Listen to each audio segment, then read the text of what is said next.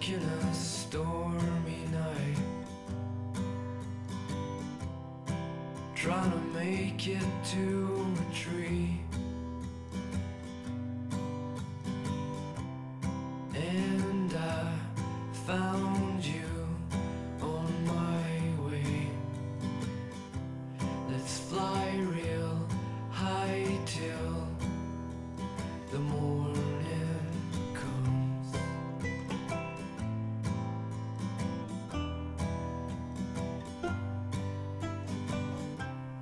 You don't need to be scared at all. No flood can drown a flying bird. Say you will.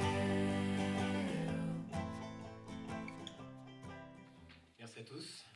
Donc Tactus Scientifique en 2 minutes 30. Tactus Scientifique fondé en 2011, en mai, donc tout récemment, et maintenant qui compte 4 entrepreneurs à temps plein, 2 scientifiques, un ingénieur et un gestionnaire. Donc pour bien comprendre ce qu'on fait chez Tactus Scientifique, je vais vous parler de chirurgie et je vais vous parler de stationnement, et vous allez voir qu'il y a des liens à faire entre vous. Donc tout d'abord la chirurgie, lorsqu'un chirurgien fait une opération chirurgicale, il utilise différents instruments médicaux, des scalpels, des pinces, des cathéters, mais son meilleur ami c'est son sens du toucher, son sens tactile.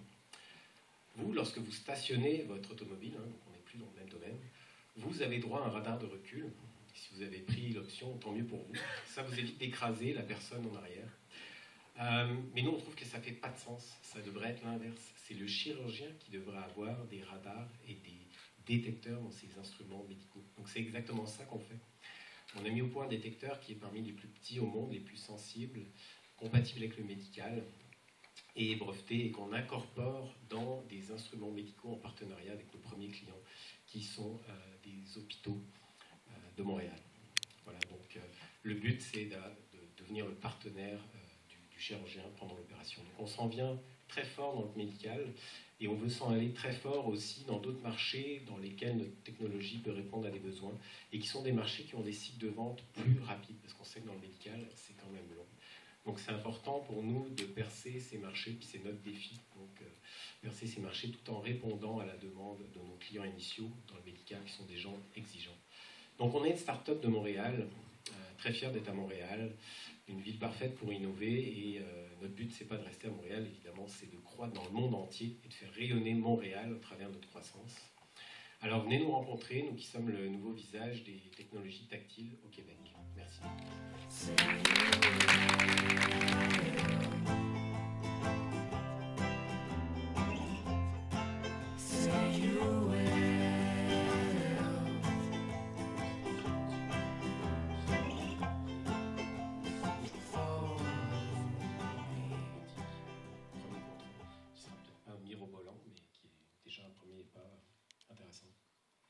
Pendant que M. Gagné retrouve sa question, je vous rappelle, au risque de me répéter qu'il y a un micro, si vous voulez poser des questions, vous, gens du public en délire. M. Gagné. Est-ce qu'on est devant une innovation mondiale ici, en quelque sorte? Oui, c'est une innovation dans la fibre optique que personne d'autre n'a. Une fibre, ça sert à communiquer, si je comprends. Oui, voilà, le justement. senseur, il faut qu'il y ait un senseur quelque part au bout de ça, non? Oui, au bout ou dans la fibre. Le mieux, c'est dans la fibre, comme ça, il n'y a pas de pièce qui risque de s'en aller, ou ça ne déforme pas la fibre, c'est directement dans la fibre.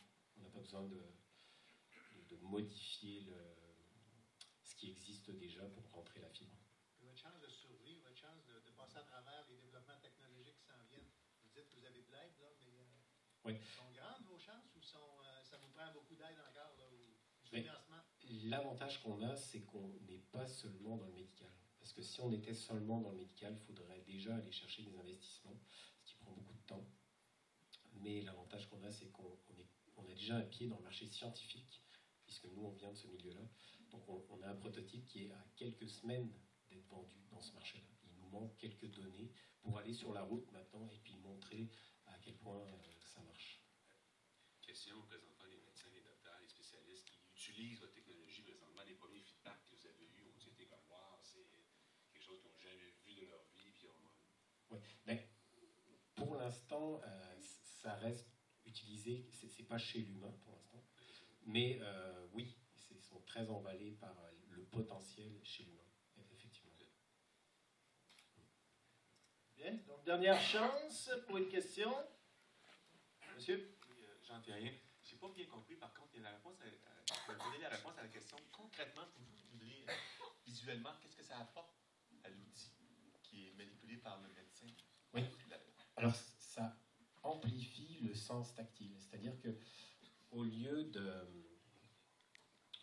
compter uniquement sur votre peau pour le sens tactile, vous aurez des signaux sonores ou visuels qui se déclenchent lorsque vous êtes dans une zone de danger, avec un scalpel ou avec un cathéter, puisque c'est ça la prochaine application. Vous allez pouvoir savoir si le cœur, certaines parties du cœur sont malades simplement en les touchant, sauf que là on n'a pas besoin d'ouvrir la personne en la touchant, on a simplement besoin de faire passer un fil microscopique pour aller palper le cœur. Ben, merci beaucoup, François Bergeron. Donc, directeur.